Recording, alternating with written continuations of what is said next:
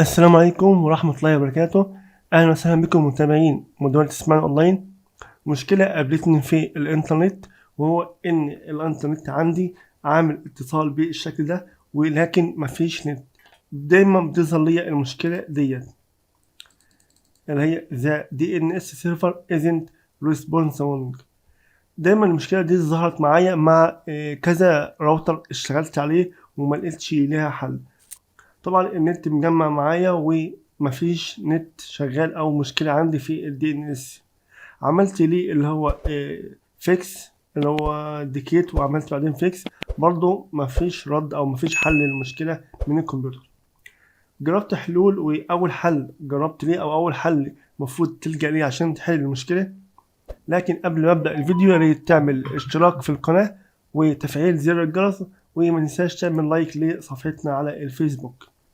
هتيجي هنا عند زرار السيرش ونبحث عن كنترول بانل او لوحة المفاتيح بالشكل ده، وهتخليها كاتيجوري بالشكل ده. لو هي لارج او سمول بتخليها كاتيجوري. بتيجي هنا عندي النتورك اند انترنت، وتاني النتورك اند شيرنج سنتر. بلاقي هنا اسم الشبكة اللي انت متصل بيها سواء واي فاي او كيبل اللي هو دي اس ال. باجي هنا بتك على اسم الشبكة وبروبرتيز. باجي هنا عند اللي هي ديت انترنت بروتوكول فيرجن 4 تي سي بي او اي بي في 4. بس ضغط عليها وبخش على البروبرتيز.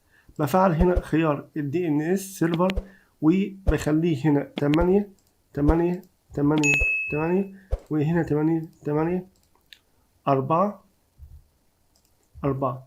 وببدأ أعلم على الخيار ده وأعمل أوكي، وبعدين أعمل أوكي. لو ظبط معاك أوكي يبقى حليت المشكلة. لو ما ظبطش معاك بنشوف الحل الآخر، هو حل من الدي ان اس أو من السي من دي، وده حل فعلي وهو ده الحل اللي ظبط معايا. باجي هنا بخش على الكوماند برومبت، بكتب سي ام دي بالشكل ده، وكوماند برومبت بتك عليه واكتب ران از ادمنستريتور بالشكل ده، واقول له يس. باجي هنا عندي اللي هي دي مجموعة من الأوامر، أدي 1 2 3 4 5 6 7. 7 أوامر بتبدأ إن شاء الله هسيبهم لك. الأوامر دي هتكون في صندوق الوصف.